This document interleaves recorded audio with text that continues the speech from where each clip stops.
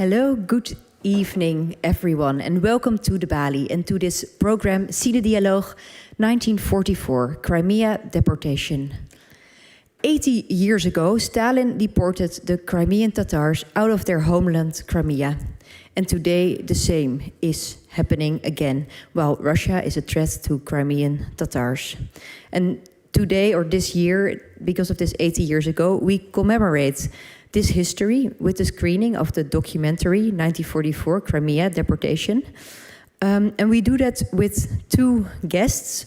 One of them is here in person, Elmaz Asan, and especially for this program, she came all the way from Kiev, which is really something, so I'm incredibly grateful she is here. And our other guest made time as well, while she is incredibly busy. Her name is Elvira I really practiced this, but I'll try again. Elvira Mamutova. And she will join us later on. I see her laughing now at my pronunciation. She will join us later on by Zoom. They will both have a small lecture in which they tell a bit more about the history and the presence of Crimean Tatars. And then there's a small conversation with also the opportunity for you to ask questions. And after that, we will watch the film together. So I'm now going to introduce... Oh, my name is Iante Mosselman, by the way. I'm a program editor here at the Balie. And also good for you to know is that this conversation is being live streamed. So you can tell all your friends to watch it later on at home. But also, if you don't like to be on the website of the Balie for eternity, then if the question part comes, you better lay low. Elmaz Asan. She's a Crimean Tatar journalist for the Ukrainian Crimean Tatar TV channel ATR. And after the Russian occupation of Crimea in 2014, she and the channel had to move to Kiev to be able to continue to cover the aftermath of the annexation of Crimea and tell about the life of Crimean Tatars under the occupation. And she has made documentary programs, publishes articles in Al Jazeera, Open Democracy, and Pulse and Irritations. And in 2022, Elmaz Asan became a visiting research fellow at the University of Cambridge, where she studies the history of Crimea and works on a research project, British Travelers on the Russification of Crimea at the turn of the 18th and 19th centuries. So she traveled a long way, so please give her a really warm welcome.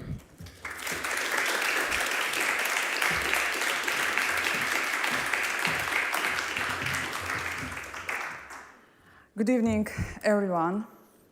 Thank you to all organizers, to the Ukrainian community, and everyone who came today to support this important event. For me, Amsterdam is a special city. I found here many people who support our country, and I am grateful each of you for coming today. So, many of you have probably heard of the Crimean Peninsula. But have you heard of these indigenous people, the Crimean Tatars? A few months ago, I went out on the streets of Cambridge to ask people what they knew about Crimea.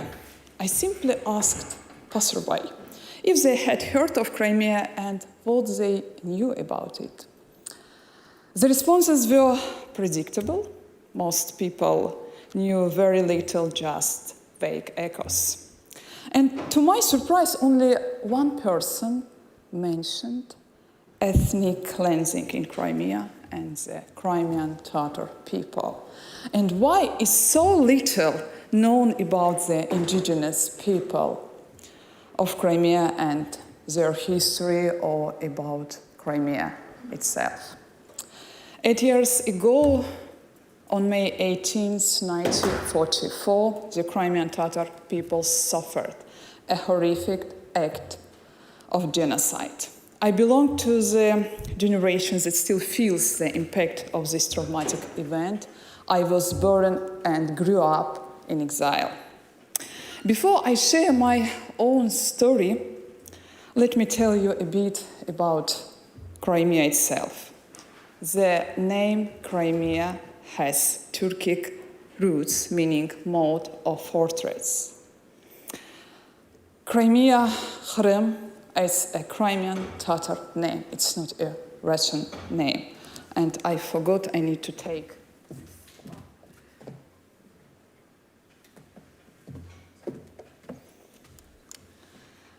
This is beautiful landscapes. It's my homeland. It's not a special place, but I really miss it because today I don't have chance to visit it. So back to my story, back to the history of the Crimean Tatars. Crimean Tatars were formed as a nation on the Crimean Peninsula. The Crimean Tatars speak the Crimean Tatar language, which belongs to the Kipchak Turkic group. By faith, Crimean Tatars are Sunni Muslims. The history of the Crimean Tatar statehood begins with the time of the Crimean Khanate, which existed from 4041 for over 300 years, until the first Russian invasion, 1783. Until this tragic moment, the Crimean Tatar formed the majority of the population, developing their own legal system, creating a rich intellectual heritage. And this is Crimea Khan Palace. It was huge, very beautiful. But throughout Crimea, there were many, many such palaces. All these palaces were demolished by the Russian colonial policy. The full Crimean Tatars' achievements, philosophical thoughts, erasing. And Crimean Tatars, after the first Russian invasion, were suppressed by Russia, and many of Crimean Tatars left Crimea.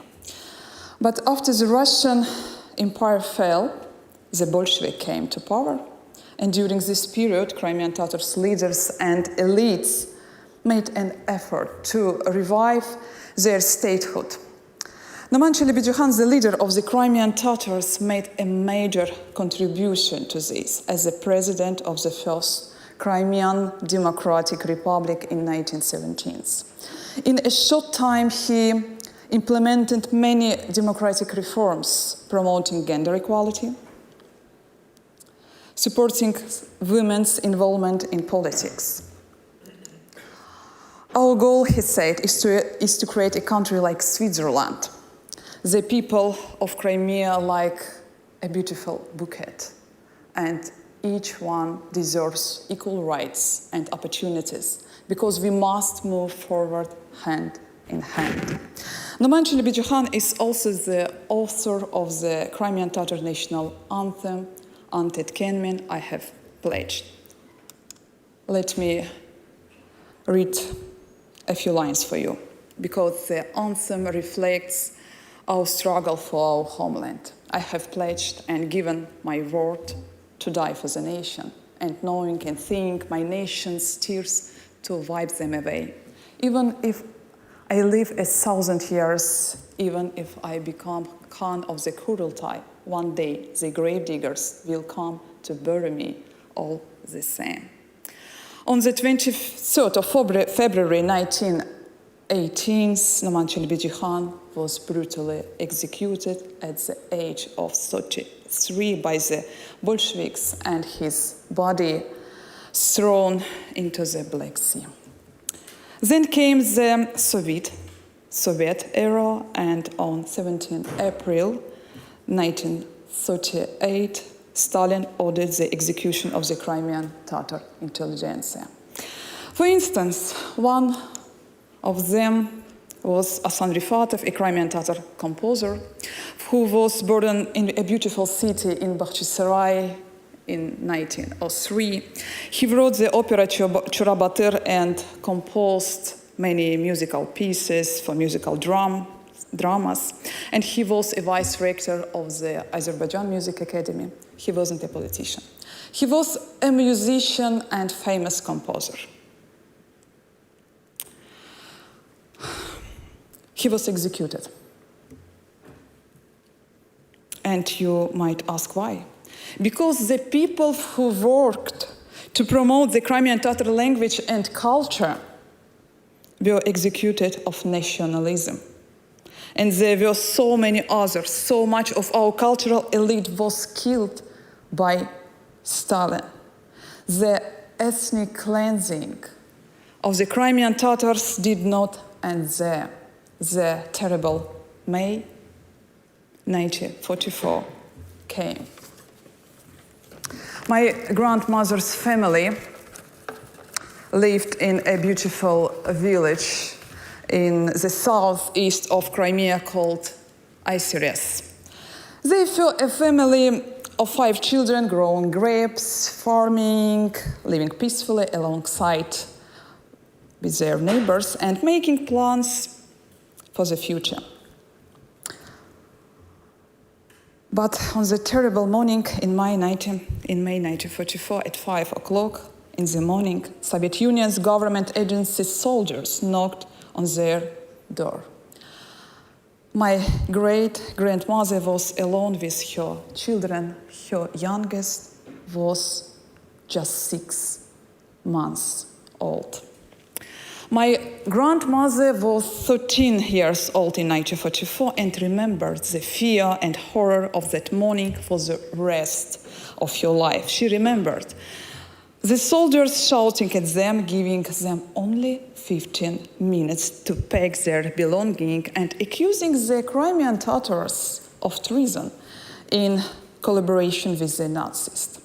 My 13-year-old grandmother could not understand how this man could give such an unjust order while her father was fighting against the enemy at the front, and how anyone could give such an order at all. This soldier was someone's father, someone's son, someone's brother. My family were, like entire the Crimean Tatars, were loaded into cattle wagons, mostly women, children, and were invalids and sent to unknown places without food and water. Let me show you a scene of people being loaded into a cattle cars.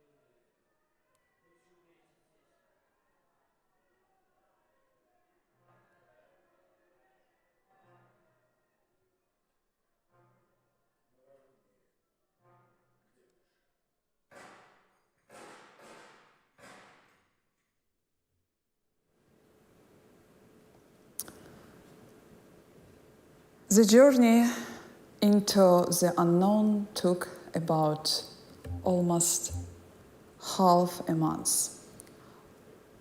Elderly people, pregnant women, and children died en route, suffocating in the cramped cattle wagons. Some were sent to the Urals or Siberia, but most were deported to Central Asia. I must also mention the tragedy in Arabat. A year after the deportation, the authorities discovered that there was only one village left, which called Chohrah. It turned out that the authorities had forgotten to deport the inhabitants. So the Soviet authorities collected all the people remaining in the village, old people, children, men, women, and loaded them onto a barge and drowned the whole village in the Sea of Azov. This is a very famous painting created by the Crimean Tatar artist Rustem Eminov. It reminds all of us about this tragedy. Historians argue that Stalin intended to cleanse Crimea of Crimean Tatars and implement the policy initiated by the Catherine II after the first annexation of Crimea in 1783. One of the reasons given for the deportation was the Crimean Tatars' historical ties with Turkey, which the USSR saw as potential rival at the time. My grandmother family ended up in Uzbekistan after the deportation, and my great-grandmother and her 5 children were thrown onto empty land and then put in a barn with animals. According to various estimates, between 20 and 46% of all Crimean Tatars died in the first 3 years, and almost half of those who died in first years were children under the age of 16. The effects of genocide also affected me. As I said before, I was born in exile, and my full family, my relatives, they participated in Crimean Tatar national movement. People who survived this act of genocide, they began to do everything possible to return Crimea. And the Crimean Tatar national movement emerged in exile, and that lasted 50 years from generation to generation. Soviet authorities attempt to suppress the Crimean Tatar national movement with their punitive system. The homes of activists were regularly searched, including our homes, and the activists were arrested to prison terms between 5 and 15 years.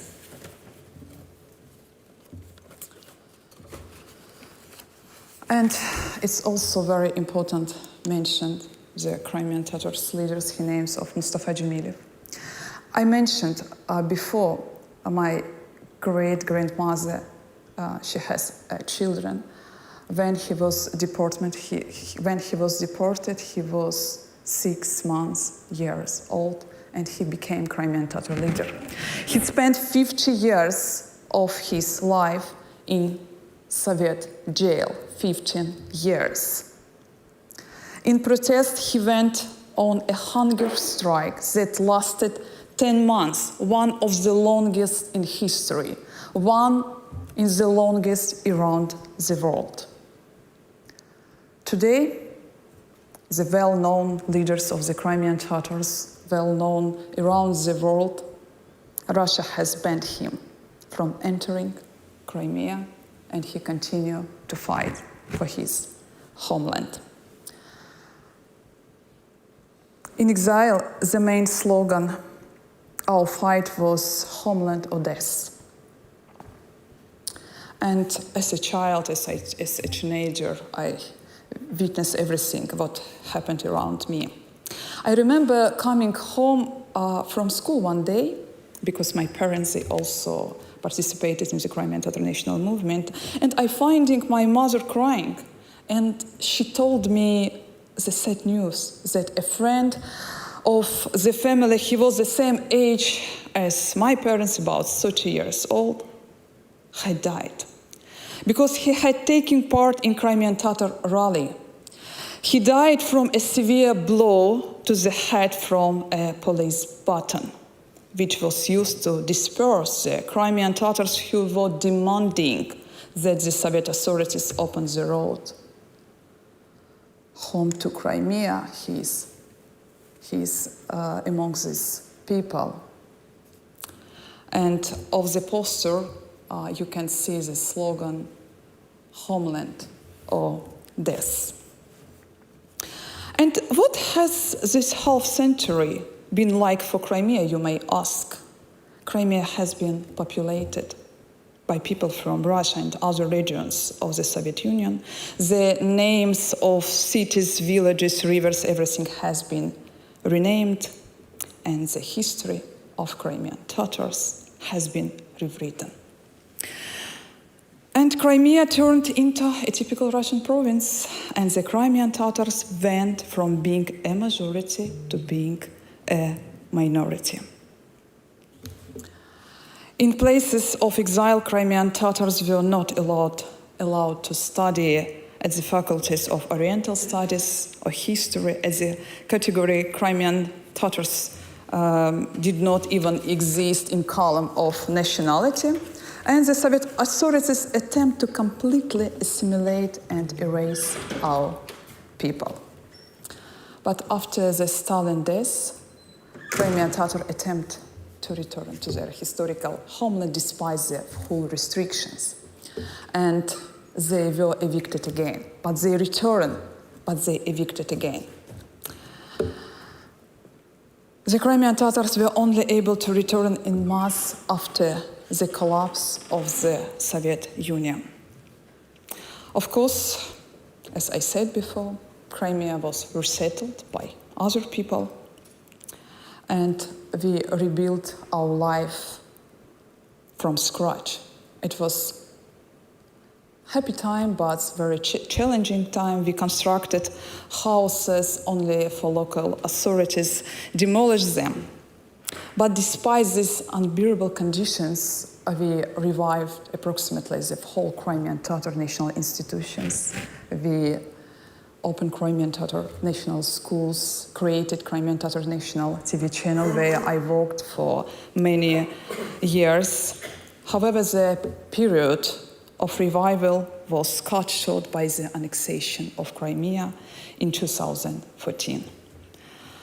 Our national institutions were subjected to searches and subsequently shut down. The survivors of deportation who had endured many years of struggle to return to their historical homeland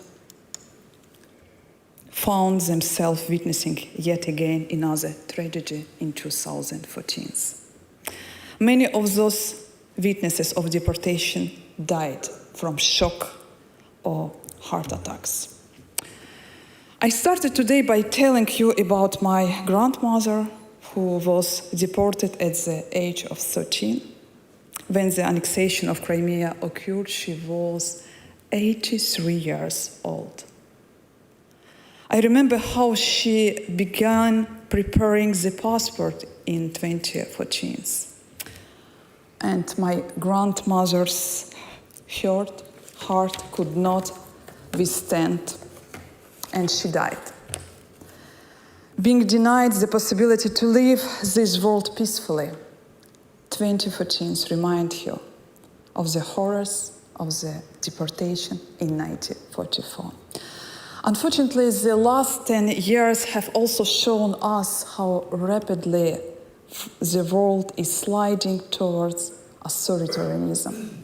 In the 21st century, we are once again witnessing the horrific reality of genocidal politics. Where the international agreements and rights we had hoped for are losing their force. But despite this, if we unite, we still have a chance to change what is happening around us. Today, several countries, Ukraine, Poland, Lithuania, Litva, Estonia, Canada, had already recognized the deportation of Crimean Tatars as an act of genocide. It's time for every country, and I'm very grateful, Netherlands, for supporting us. And it's very important also to join for this initiative, to join to this recognition. Because for 10 years now, not just past 3 years, we have paid a high price. With our lives to be free, to simply speak our language and to protect our heritage. In 21st century, this freedom still costs human lives. Therefore, it's crucial for all of us to be united in our common cause for the future of my country, for the future of Europe and democratic values. Thank you.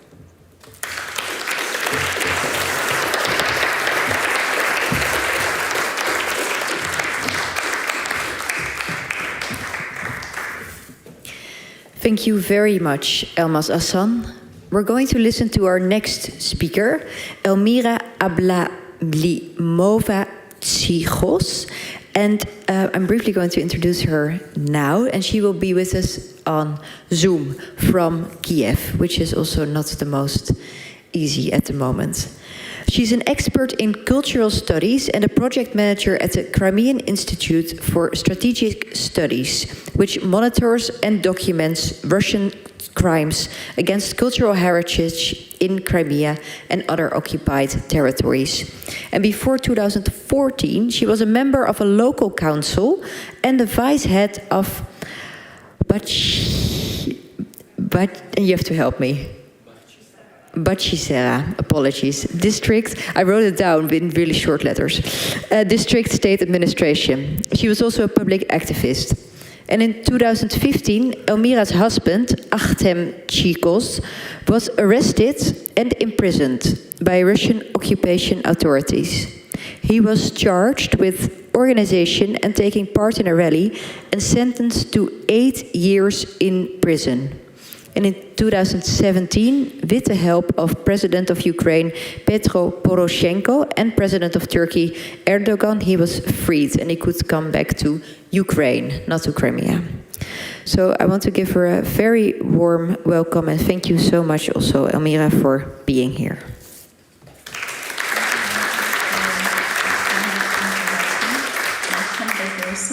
And maybe I ask you to help me to press on button to show my slides. Okay. Thank you, honorable friends. It's a privilege for me to participate in this event. I'm online today, unfortunately, and to begin with, I'd like to send my warm greeting from faithful, strong, and hopeful Kiev. In addition, I'd like to thank the event planners for the invitation, for everyone who has found the time and come here for your engagement. And of course, I would like to express my personal and I absolutely know our Ukrainian common appreciation to people of the Netherlands and your government for the permanent support of Ukraine and our struggle against Russian aggression. Massive thanks to all of you. Today's topic is especially important, particularly when we hear some offers about what we should do with our occupied territories. There are a lot of different opinions among our international partners, particularly after Mr. Trump's win in the election. I guess you heard that somebody suggests forgetting about Ukrainian Crimea. Somebody recommends transferring all occupied territories to the aggressor and getting started from the get-go. As a professor from the University of Wien told me at my last conference in Wien, the issue of Crimea from the perspective of the Crimean Tatars is completely absent in the European information agenda. And I hope that after today's event, you can get a bit deeply attitude to deeply figure out in Crimea issue and see big picture of what Ukrainians and Crimean Tatars have been struggling with to the present days. I listened to Elmaz, the previous speakers, and I decided to add three, in my humble opinion, essential points to emphasize some facts. This, you can see this on the slide, the map. This map fixed the boundaries of countries at the beginning of the 18th century. As previous speaker said, we had 3.5 centuries of statehood, and name of our state was Crimean Khanate. You can see it. And territory of Crimean Khanate covered not only the peninsula, but covered some territories of south of Ukraine. You can see it in the map.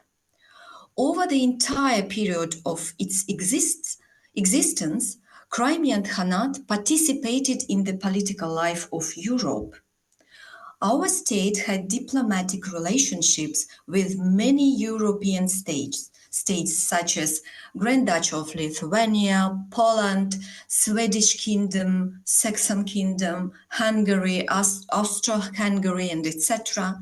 The Crimean Khanate was an actual state with precede any based in Moscow, and its early rulers shaped Muscovite history rather than the other way around. For a long time, Crimean Khanate and Russians were neighbors as independent in titles.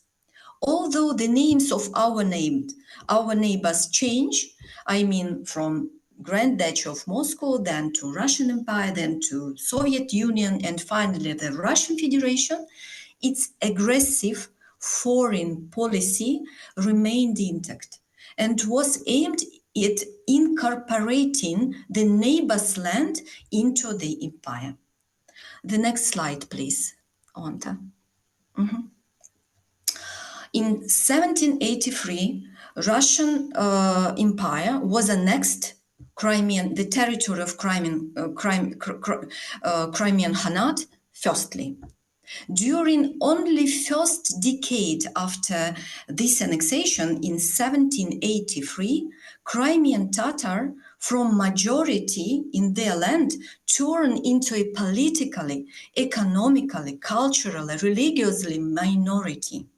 And you can see the population of Crimean Tatar in the peninsula from this type to the 1979. The official Russian policy toward the Crimean and later Ukrainian lands has gone through several stages, during which the pace, forms, methods, intensity, and effectiveness of the imperial colonial expansion were different, but the progress of this process was constantly maintained. The Soviet regime's policy against the Crimean Tatars was de facto continuation of the Russian Empire tradition of colonizing the Crimean Peninsula. The next slide, please. The Crimean Tatars were forcibly deported from their homeland in the May of 1944. A significant number of our kinsmen lost their lives on the way or in exile. We couldn't return to our homeland, the Crimean Peninsula, for 5 decades after the 1944 exile. We were prohibited from returning. The majority of deportees were women, children, and elderly because men were at the war. You can see the regions of exile. According to archived documents from USSR, 200,000 Crimean Tatars were in exile. The most of them, it's 155,000 Crimean Tatars were deported in the Middle Asia Soviet republics, and the rest of them were deported to Russia. And you can see the dispersion of the settlement of deportees. This number, the 200,000 Crimean Tatar people, doesn't include almost 6,000 Crimean Tatars imprisoned in Gulag directly during the deportation. Deported representatives were granted the status of special settles without the right to change of residence and without the right to have a passport until 1957. Imagine this, the people who have a status special settles without any passports. Elmaz said about her grandmother. I would like to say about my grandmother. The next slide, you can see her. She was very beautiful, wasn't she? 22 years old woman. And her two small children were deported in May 1944 to Kostroma, to the Russian Federation. You know, I have a particular fondness for shoes. And when she was alive, I have always shown her my new shoes. And every time she answered me that my shoes were good, but her white shoes with the ball had been better. I never understood her until my mother explained to me the story of these shoes. These white shoes with the ball were only thing that she took with her in May 1944. It was a present from my grandfather, her husband, and she took care of them. She even didn't wear them in order to save their lives in Kostroma, in this final destination of deportation.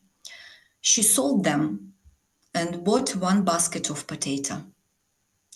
My mother said to me that my grandmother's shoes for my grandmother had been better because she had never worn them. And these shoes and this one basket of potato kept not only my grandmother's and her children's life. These white shoes and this basket of potato kept lives of her neighbors, other Crimean Tatar families who was deported to Kostroma. Was the deportation a one-off incident? The next slide, please, Joanta. Thank you. It wasn't. After deportation, the Soviet regime began relocating people from Russia and Ukraine to Crimea. They settled in the Crimean Tatars' houses.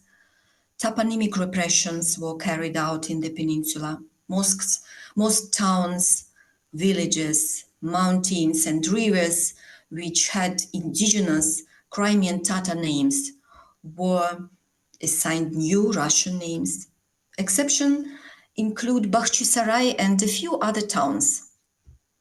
The most Soviet authorities opened cinemas and shops in mosques, destroyed our monuments, burned manuscripts and ancient books. Nothing reminded about Crimean Tatars in Soviet Crimea, except for the Bakhchisarai Han Palace, is the monuments in Crimea, and ruins of some monuments from the period of the Golden Heart. Soviet historiography has falsified our history beyond recognition. Elmaz, our previous speaker, said about Crimean Tatar national movement, and we can opportunity to return to Crimea only after the Soviet Union collapse. Our way of returning to the motherland wasn't simple. It was very complicated. That is why Crimea, for us, for Crimean Tatars, is more than just a gorgeous place surrounded by the sea.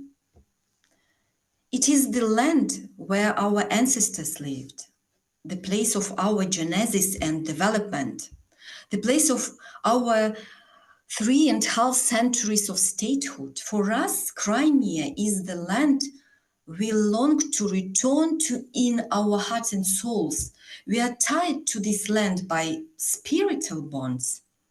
That is why, when Russia launched its initial aggression against Ukraine by occupying its Crimean Peninsula, despite all the brutal repressions which are carried out by the Russian occupation authorities, the Crimean Tatars didn't leave the peninsula en masse in 2014 and are trying to stay in Crimea now. Nowadays, the Russian Federation is continuing the same policy toward the Crimean Tatars, which consist of the obvious colonial and ideological components intended to modify the historical and cultural narratives of Crimea, and in the ways described by the Urals in 1984, Russify the past, present and future of the peninsula as deeply as possible. Russian policies are designed to destroy the historical and cultural connection of the Crimean Peninsula with mainland Ukraine. The aims of the Russian Federation are to make Crimea a part of the Russian ideological paradigm and to forcibly change the identity of the indigenous people, the Crimean Tatars, and the cultural identity of the peninsula. You can ask, why did Russia do it with us? The response is both simple and so complicated. The response is in the historical context and the ideology of new imperialism, if you said about the Russian Federation, and if you said about Russian Empire, the ideology of colonialism. Elmaz mentioned about it, but I just like to emphasize some differences between Western European colonization and Russian colonization. It is too important to understand it. Unlike Western European colonization, Russian colonization mostly took place on land. This creeping land colonization is too different and has been largely ignored in the discourse on colonialism in European agenda, academical agenda. However, it is nothing less than colonization in the sense of subjugating other peoples, their cultures and ways of life, and establishing the dominance of the metropole in the political, economical, and cultural spheres. And the second factor is that second differences between Western European colonization and Russian colonization is that Russian colonialism seeks to replace the identity of the colonized people. The idea of alleged Russian self-colonization is being artificially created. In this way, it seems as if Russia gathered lands, not captured, not conquered, gathered this land and people that already belonged to it or wanted to be part of it. Such rhetoric brings about the desired for Russia outcomes of colonization, assimilation, and homogenization. Russia constant references to the idea of historical territories, Slavic unity, one state, etc., fit well into this concept. And the last one that I would like to say that related to the Russian-Ukrainian war, the current situation. Military aggression is just one element of Russian warfare. Humanitarian aggression is one of the modern methods of the war the Russian Federation has been fighting against Ukraine. While the goal of the military aggression is the enemy's physical extermination, the aim of humanitarian aggression is the destruction of identity. To achieve this goal, they conduct activity against the language, culture, and historical memory. We see it in Ukraine now. We saw it in our occupied territories in Crimea. They carry out propaganda and information campaigns. And I think you are aware about this, even in European area now. They make use of religious differences in order to ignite ethnic conflicts. And all these activities in Crimea are now targeting the Crimean Tatar people. You know, I personally witnessed the Russian occupation in Crimea in 2014. I saw Russian troops. I saw Russian military equipment. I saw the murders and so-called murder investigation that were only an empty formality. I saw the disappearance people. My friend Ervin Ibragimov was abducted in May of 2016. He was smart, honest, and decent person. I saw how our media was closed down. I saw our leaders being deported. And I saw politically motivated trials. And as Ioanta mentioned above, my husband, Artem Chigos, was arrested because of his pro-Ukrainian position in politics, and he had spent 3 years in Russian prison. You know that when I come to my husband to prison, I saw a lot of political Crimean Tatars and Ukrainians.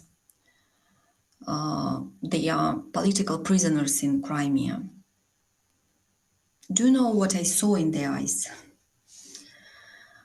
I saw extremely courage. They know where they are. They are on the territory of lawlessness. I saw the will in their eyes, will to victory and will to live. I saw hope. I saw such eyes now in Ukraine. I saw hope in the eyes of Ukrainians. Hope that our motherland, Ukraine, and our friends in international community are standing strong by us and will not leave us alone with a neighbor turned aggressor. Neighbor that doesn't respect international law and disregards rules of civilized behavior. You know that I planned to tell you about a little bit about my activity related with cultural heritage crimes that were fixed in occupied territories, but I decided to say such words because Ukraine very deeply understand their role and challenges that has faced now. And the most challenges is Russian Federation, this neighbor that turned into aggressor. And Ukraine has realized that our goal to not give an opportunity to reinforce Russia. Because If we give this opportunity to reinforce Russia, the world will leave two small and very brave nations, but also the stability and peace leave the world. Because you will have a neighbor that can turn into aggressor. The neighborhood doesn't respect international law and disregards rules of civilized behavior. If you ask me what we can do for Ukraine now, I ask you to continue your supporting. If you ask me what can we do for Crimean Tatar people, I'd like to add my words to the statement that said previous speaker. I will offer you to ask to your parliament to recognize the deportation as an act of genocide. It is too important. Maybe that's all. Thank you.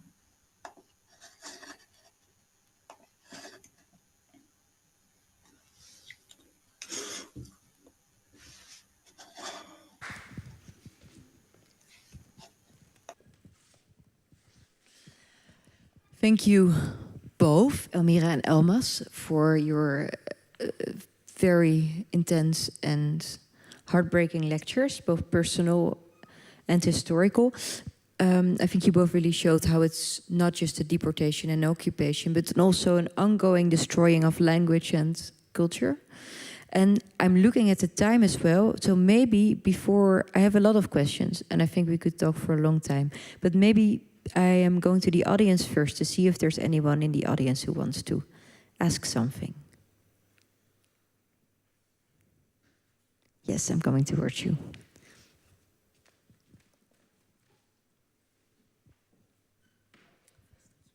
Yeah. Okay. So my question is, like, if everything were possible in this world, what would be your ultimate goal? Would you like to, like, if first step is probably de-occupation, right, from Russia, and then would you like to be like independent state, Crimean Khanate, like the speaker told us, or would you like to be a part of Ukraine, or maybe, I don't know, like... Of course, Crimea is a part of Ukraine. Ukraine is our country. And first of all, for us, very important to be deoccupied. And liberation of Crimea help us preserve our people. Because what happening every day in Crimea is a big danger for the Crimean Tatar nation. We can disappear. We faced with, I would say, with deportation because many people forced to leave Crimea again. Our homes searched, there are a lot of political prisoners, innocent people arrested. And our heritage, again, under threat of ruin. For Crimean Tatars, as main aim, of course, I told you about Crimean Khanate, and it was a long story how Crimean leaders and elite fight to restore our statehood. For us, very important, of course, in the borders of free Ukraine, to create Crimean Tatar autonomic republic. But what does it mean? It means about right the whole people who live in Crimea. I asked you briefly during dinner also that if Crimea would be freed, do you think people will all move back? And you laughed and you said you have to ask me this question. Of course, Crimea is a sense of all of us. We live with Crimea. And Crimean Tatars immediately return, and all our citizens of course, all of them, they returned to Crimea. Crimea is everything for us. I met today my compatriots, and I'm very happy to meet them. And Crimea for us, it's valuable. It's a sense of our life, of course, and we do everything to restore our all national institutions. And my mom, she died very early. And when we returned, my family returned Crimea only we returned very late, only in 2000s. We were able to return. And when I returned Crimea, it was, we created Crimea in exile, but when I returned to Crimea, I was very upset, and I told my mom, where is Crimea? And she told me, your generation must do it everything possible to restore real Crimean Tatar Crimea. Thank you. I'm going to have a question over here. Can I add something for Sure. first question? Yeah. Am I heard? Yes? Yeah. Oh, good. You know, we have a representative bodies of Crimean Tatar people named Mejlis of Crimean Tatar people. Concerning the question about the future of Crimea and future of Crimea as a part of Ukraine or something independent and etc.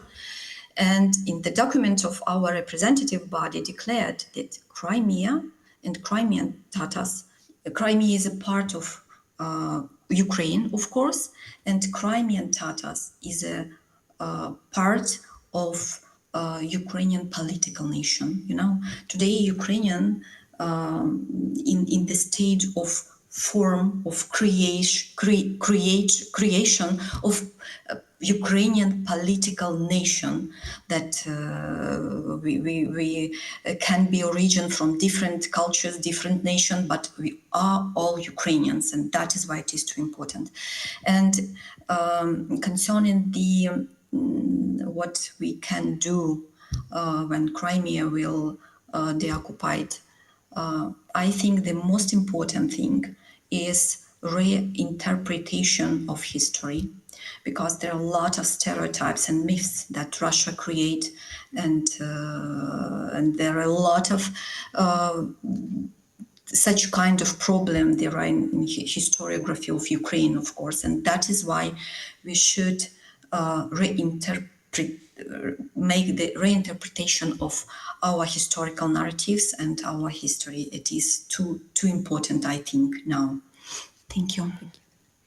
Hi, thank you very much for the talk. I was wondering, because there are some rumors from political perspective that Trump is now being negotiating, or a person with the Ukrainian government and the Russian government to sort of like fix the currently occupied territories, including Crimea. So, what are your thoughts about when this would happen? What then about, you know, your ideals, perfect, you know, continue, but how then to achieve your goals with an independent Crimea or an originally Crimea and the culture of Crimea? Because it a little bit looks like it's going a little bit into the wrong direction, I think. But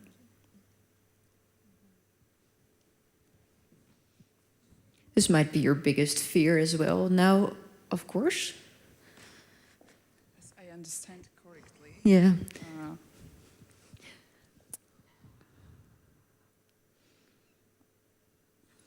You mean it's very difficult situation around the Crimea, and yes, you're right. The situation around Crimea is so difficult, and the last statements about Crimea. But do you know, no one believes that the Soviet Union could be collapsed. It was very strong and powerful. As I told today, we spent 50 years of struggle to return to Crimea. And we have very strong generation. And today, our country and the war in Ukraine began not 3 years ago, but after the annexation of Crimea 10 years ago. And we invest all our efforts to be free.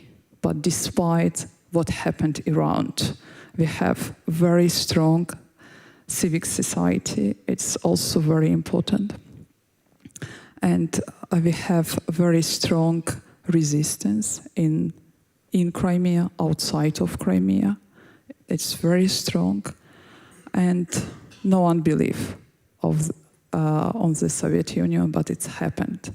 And one day, because we put a lot of efforts, one day everything will be, and we restore our territorial integrity. Can I add something? Yes, please. You know, I'm not so optimistic as Elmaz, because I think if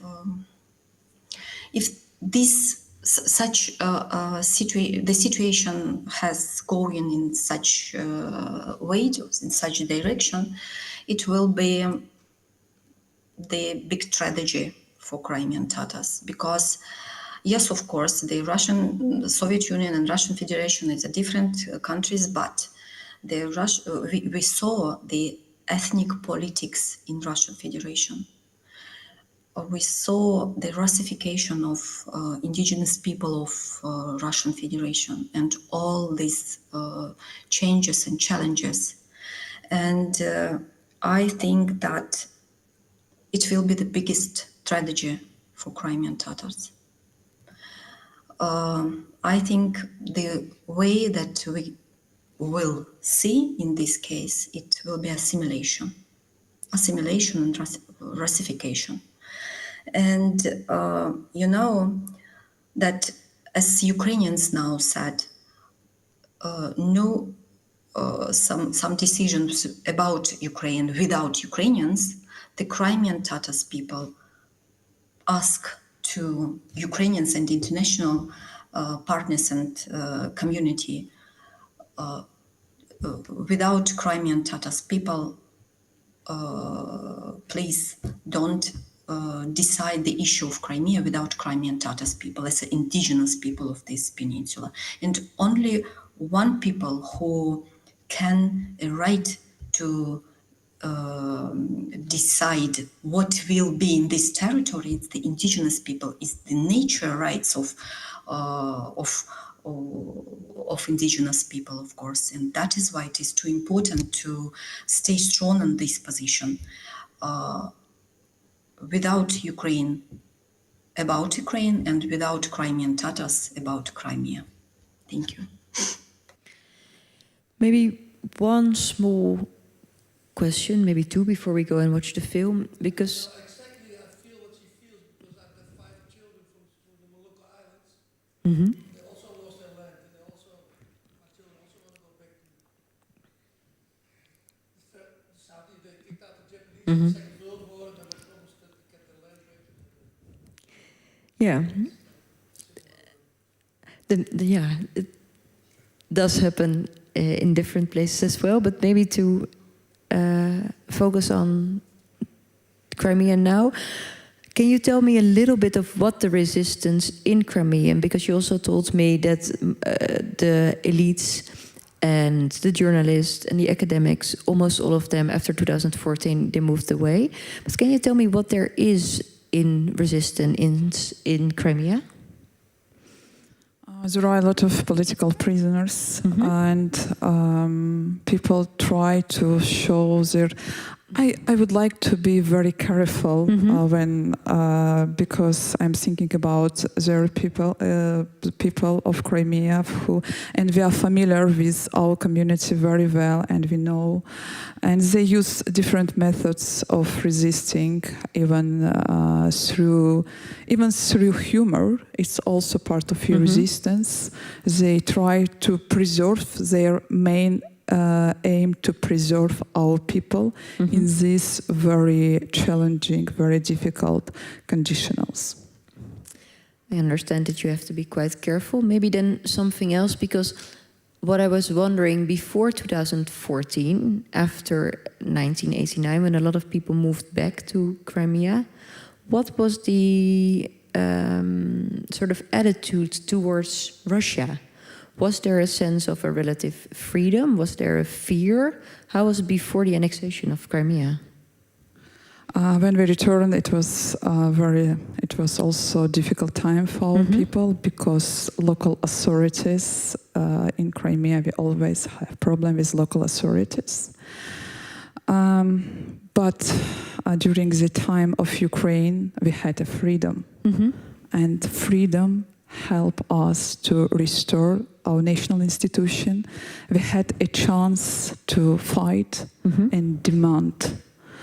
And therefore, from very short period, it's very short period when you started your life from scratch, without any support, when your home in your houses live other people, and when you build your houses and local authorities demolished it and cut off electricity, and it was very difficult to find decent job because of your nationality. But we managed everything, and in short time we were able to restore open national schools, university theater, and so on, because we had freedom. But today we deprive of it. And Elmira, do you remember when this started to change? What was the lead up to the annexation of Crimea in 2014? Unfortunately, I didn't understand the question Well, clearly. I was wondering, maybe just a question, did it come a bit as a surprise to you both, or did you see it coming in 2014? The full institution searched and shut down, and any people who try to invest for improving our intellectual thoughts, many of them, they were arrested because of their activism. And this was already before? No, it was after 2014, but before it was time of revival.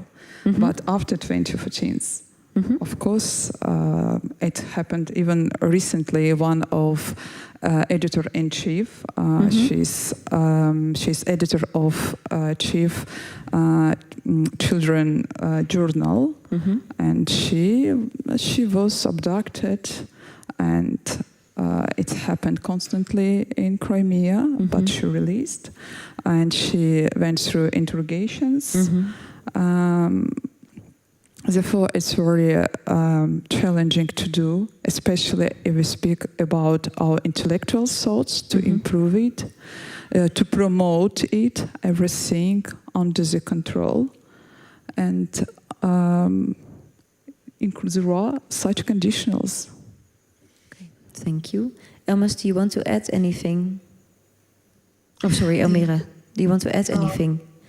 The situation in Crimea after 2014, you mean this side? Well, I was, but that's okay as well. I was actually wondering about before 2014, so 2013. I was wondering mainly also because I thought it was a really good question about what will happen when Trump comes to power. And I was wondering also in 2014, in 2012, was the attitude towards what could happen with Russia then naive? Was this something that maybe in Western Europe we didn't see, like we didn't see the war in Ukraine coming? And was there a knowledge about that so how were the Crimean Tatars expecting the 2014 annexation? No? No. You know that before I think the positive things, this annexation, the deeply understanding between Crimean Tatars and Ukrainians. If you said the situation in Crimea before 2014, because before 2014 we didn't understand each other deeply. The Crimean Tatars in Crimea was a factor of this ethnic conflict, you know, and Ukrainians didn't understand what we want, why we return to this territory, why we every time make meeting and declare to authorities to do something for us, you know. And this situation with annexation gave us revolutionary understanding to each other. And I think it's the positive of this situation in this tragic, you know. But if you said about from perspective of current situation, it's too a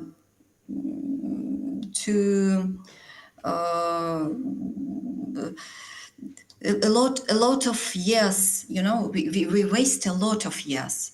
If Ukrainian give us a lot of power before 2014, I guess that annexation wasn't being Crimea, you know, because in 2014 this so-called referendum was provided in different parts of Crimea, but in the parts where the Crimean Tatar was as an authorities, such as in Bakhchisarai regional state administration, in this part of Crimea, where Crimean Tatar people were as a majority, the referendum wasn't provided, you know.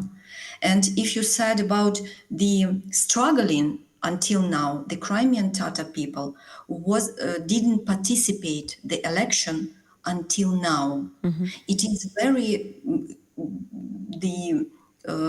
very essential factor as an indigenous people don't participate in election and don't the authority a right to say that Crimean Tatar people accept this and recognize this occupation, and they are living with Russia in harmony. You know, it is too important. Thank you both very much, Elmaz and Amira, for being here. Hopefully you'll stay for a little bit after the movie, but now we're going to watch, and thank you very much for being here for this conversation. Thank you.